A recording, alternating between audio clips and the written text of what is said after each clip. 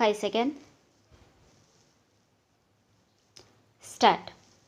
தலைவர் அவர்களே, தமிழ்நாடு மின்சார வாரியம் செயல்படும் முறைகளை குறித்து நடைபெறும் விவாதத்தில் பல உறுப்பினர்கள் கலந்து கொண்டு தங்கள் கருத்துக்களை எடுத்து சொல்லியிருக்கிறார்கள். பொதுவாக தமிழகத்தை பொறுத்தவரையில் மின்சார உற்பத்தியை விட அதன் தேவை மிகவும் அதிகமாக இருப்பதை போல இன்னும் 4 மடங்கு அதிகமாக இருக்கும் என்ற புள்ளி விவரத்தை நான் பத்திரிகையில் படித்தேன். ஆகவே அந்த அளவிற்கு மின்சாரத்தை உற்பத்தி செய்ய வேண்டிய பொறுப்பு நமக்கு இருக்கிறது என்பதை நினைவுபடுத்த விரும்புகிறேன். மின்சார பற்றாக்குறை ஒருபுறம் இருக்க மின்சார வாரியம் நஷ்டத்தில் இயங்கிக் கொண்டிருக்கிறது என்று சொல்லியிருக்கிறார்கள்.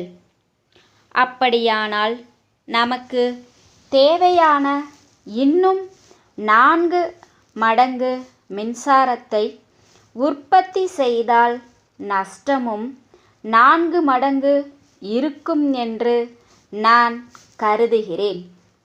மின்சார வாரியத்தில் நஷ்டம் ஏற்படாமல் இருப்பதற்கான நடவடிக்கைகளை அரசும் மின்சார வாரியமும் எடுக்க வேண்டும் என்று வலியுறுத்த விரும்புகிறேன்.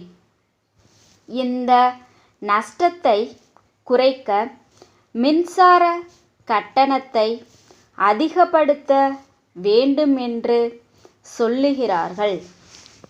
அப்படி கட்டணத்தை அதிகப்படுத்தும்போது பாதிக்கப்படுபவர்கள் ஏழை எளிய மக்களும் விவசாயிகளும் தான். அவர்கள் பாதிக்கப்படாத வகையில் மின் கட்டணத்தை உயர்த்த வேண்டும். பல பெரிய தொழிற்சாலைகள் பல கோடி ரூபாய் மின் கட்டணத்தை கட்டாமல் இருக்கிறார்கள் என்று சொல்லப்படுகிறது. அந்த பெரிய தொழிற்சாலைகள் மீது நடவடிக்கை எடுக்கப்பட வேண்டுமென்று நான் கேட்டுக்கொள்கிறேன். நம் நாட்டில் மின்சாரத்தை பயன்படுத்துவது மிகவும் குறைவு. வளர்ச்சியடைந்த நாடுகளுடன் ஒப்பிடும்போது அவர்கள் பயன்படுத்தும் மின்சாரத்தின் அளவில் 5% மின்சாரத்தை தான் நமது நாட்டில் நாம் பயன்படுத்துகிறோம்.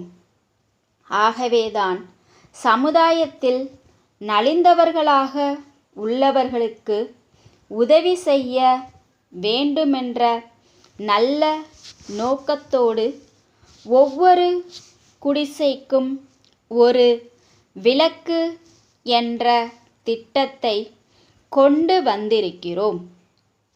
இவ்விளக்குகளுக்கு மாதம் ஒன்றுக்கு 2.5 ரூபாய் வசூலித்து வந்தோம். இப்போது அதையும் வசூலிக்காமல் இலவசமாக மின்சாரம் அளிக்கிறோம். இதை நான் வரவேற்கிறோம். இதற்காக அரசை மனதார பாராட்டுகிறேன். ஆனால் 2.5 ஏக்கர் நன்சை நிலம் அல்லது 5 ஏக்கர் புன்சை நிலம் வைத்திருக்கும் சில விவசாயிகளிடமிருந்து மின் கட்டணம் வசூல் செய்ய வேண்டியதில்லை. சோழவந்தான் திருவாளர்கள் நாதன் கம்பெனி அவர்கள் கான்பூரில் உள்ள பாட்டா கம்பெனி விற்பனை மேலாளருக்கு எழுதிய கடிதம். அன்புள்ள ஐயா, நாங்கள் சோழவந்தானில் முக்கிய கடைவீதியில் ஒரு ரெடிமேட் ஆடை அங்காடி வைத்து நடத்தி வருகிறோம். தற்பொழுது தங்களது நிறுவனத்திற்காக ஒரு அங்காடி திறக்க இருப்பதாக அறிந்து இந்த கடிதத்தை எழுதுகிறோம். நாங்கள் தற்போது வைத்துள்ள அங்காடியை விரிவுபடுத்தி அதில் தங்களது நிறுவனத்தின் கிளையை நாங்களே எங்களது செலவில் நிறுவி வியாபாரம் செய்ய தயாராக இருக்கிறோம் என்பதை தெரிவித்துக் கொள்கிறோம். எங்களது அங்காடி ஊரிலுள்ள முக்கிய வீதியில் ஜன நெருக்கடி உள்ள இடத்தில் அமைந்துள்ளது. நாங்கள் ஏற்கனவே ரெடிமேட் துணிகள் வியாபாரம் செய்து வருவதால் மக்களின் நன்மதிப்பை பெற்று அறிமுகமான கடையாகவும் இருந்து வருகிறது. எங்களது கோரிக்கையை பரிசீலித்து நல்ல முடிவினை தெரிவிக்குமாறு கேட்டுக்கொள்கிறோம். தங்கள் நம்பிக்கையுள்ள